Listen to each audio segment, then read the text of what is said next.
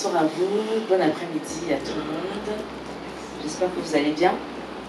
Ok, super. Donc nous allons commencer sans plus tarder. Donc sur la prise en charge de l'hypertension artérielle non compliquée et rôle de l'infirmier, parce que c'est de vous qu'il s'agit. Vous êtes au centre de cette présentation. L'hypertension artérielle, vous le savez, est une maladie pluridisciplinaire qui concerne pas seulement le cardiologue, pas seulement le médecin généraliste, mais plusieurs autres corps médicaux, tels que les infirmiers que vous êtes, le nutritionniste dans certains cas, d'autres spécialistes. Et c'est pourquoi je pense qu'il est important qu'on continue d'en parler, on ne s'arrêtera jamais d'en parler. Donc voilà, je n'ai pas de conflit d'intérêt ni avec le labo, ni avec le sujet abordé. Et pour cela, nous allons d'abord introduire le sujet, faire quelques rappels et rappeler surtout votre rôle dans la prise en charge de l'hypertension artérielle non compliquée, c'est-à-dire du diagnostic jusqu'au suivi, en faisant un petit aparté très important sur la prévention secondaire, en particulier l'éducation thérapeutique, avant de conclure cette présentation. Alors je propose que les questions-réponses soient à la fin de la présentation, sachant que, comme Dr Donfo l'a dit, il y aura des cas cliniques. Donc le personnel de santé, nous sommes des soldats en blanc. D'accord, nous avons tous une obligation de moyens et non de résultats. D'où l'importance de formations continues comme celle-ci pour nous recycler. Et ça, c'est à tous les niveaux, que l'on soit infirmier, médecin généraliste, spécialiste. On doit chaque année faire un petit recyclage pour être au fait de l'actualité et surtout mieux prendre en charge nos patients. Et comment faire? Il faut mieux connaître nos ennemis. Et aujourd'hui, il s'agit donc de l'ennemi du cœur numéro 1, qui est l'hypertension artérielle. Vous le savez tous, facteur de risque cardiovasculaire majeur dans le monde et au Cameroun en particulier, une prévalence qui est autour de 30%, c'est-à-dire un Camerounais sur 3, ce qui est énorme, responsable de nombreuses complications cardiovasculaires graves qui engagent à la fois le pronostic vital et fonctionnel. Et c'est une maladie qui est évitable, aussi surprenant que cela soit. C'est une maladie absolument évitable et notre arme fatale, c'est la prévention à tous les niveaux, prévention primaire, secondaire et tertiaire. Alors ça, c'est une slide que j'ai empruntée du professeur Dudier, cardiologue, donc aussi à l'hôpital général, qui nous rappelle en fait qu'au Cameroun, la prévalence de l'hypertension artérielle est de 30%. C'est le compteur. 30%. Et dans ces 30%, il n'y a que 27% qui sont au courant de leur maladie, de leur situation hypertensionnelle. Okay? Donc ça veut dire que 73% ne sont pas du tout, ne vivent avec cette hypertension sans le savoir. Et parmi ces 27%, 18% seulement sont traités, ce qui est vraiment très faible.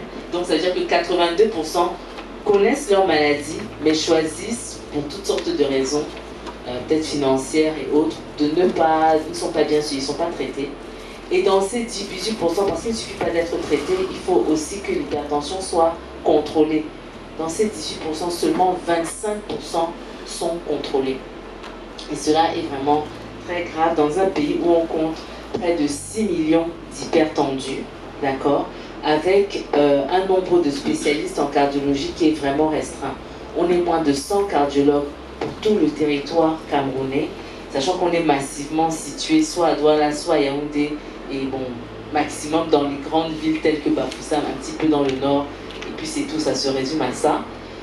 Il y a 3000 médecins généralistes et selon les chiffres de 2015, vous êtes environ 20 000 infirmiers et sages-femmes sur tout le territoire. Donc vous êtes beaucoup plus nombreux que les infirmiers et que les médecins plutôt. Et certains d'entre vous certainement sont responsables de centres de santé, voient des patients cardiaques, cardiovasculaires tous les jours et sont amenés donc à les diagnostiquer et parfois à prendre en charge avant de référer chez le médecin, chez le cardiologue. Donc quelques rappels. D'abord, la définition, je pense que c'est important quand même de la rappeler.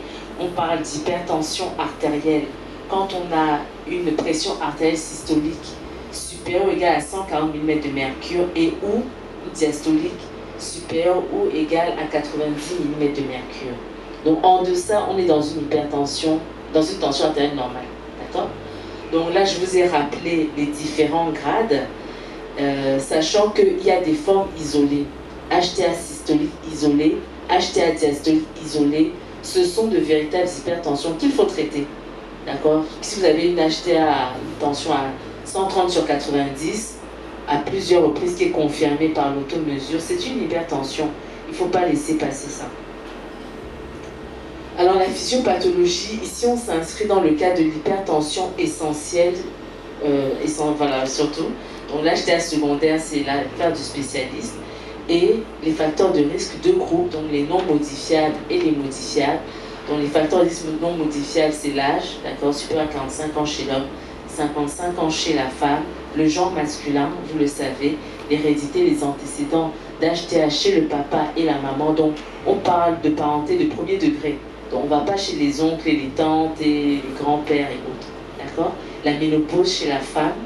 Et les facteurs de risque modifiables, que sont les facteurs environnementaux, donc le stress, l'excès de sel dans l'alimentation, l'alcool, le tabac, certains médicaments, plutôt certains toxiques, plutôt on devrait dire toxiques, donc le tabac, comme j'ai dit, la cocaïne, le surpoids, l'obésité, le diabète, les dyslipidémies et la sédentarité.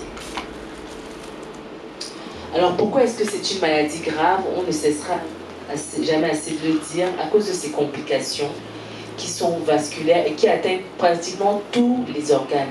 On a les organes ici tels que le cœur, dont l'insuffisance cardiaque, l'infarctus du myocarde, les yeux avec la rétinopathie hypertensive, le rein avec l'insuffisance rénale, le cerveau bien sûr avec les AVC, mais aussi les vaisseaux des membres inférieurs avec ce qu'on appelle les artères des membres inférieurs, les troubles du rythme. Donc vraiment ce sont des complications qui atteignent pratiquement tous les organes et qui ont des retentissements, notamment sur le plan fonctionnel, avec peut-être des paralysies liées aux AVC, les limitations liées à l'effort pour les insuffisances cardiaques, la démence aussi, il y a ce qu'on appelle les démences vasculaires. Donc tout cela est vraiment grave. Donc un véritable tueur de l'ombre. Et quand le patient arrive chez vous, donc avant même de commencer à prendre les paramètres, bien sûr, vous allez l'interroger. Vous prenez donc le nom, le prénom, l'âge, le sexe, bien sûr là on est dans le diagnostic, et les motifs de consultation. Donc vous recherchez ce qu'on appelle les signes de la foi, donc céphalée, vertige, palpitation, douleur à la poitrine, essoufflement à l'effort, okay, insomnie, nervosité, donc tous ces signes qui pourraient être en rapport avec une hypertension. Et vous recherchez les antécédents, notamment HTA, mais aussi les autres facteurs de risque cardiovasculaire chez votre patient.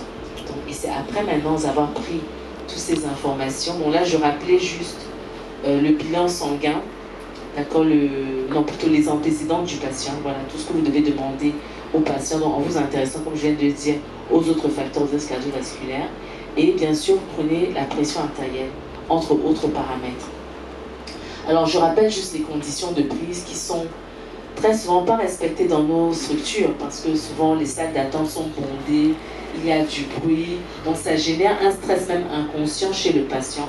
Pourtant, il faudrait que le patient, on lui prenne sa tension dans une atmosphère calme, il soit assis confortablement au repos depuis au moins 5 à 10 minutes et loin d'une prise de tabac, d'excitant.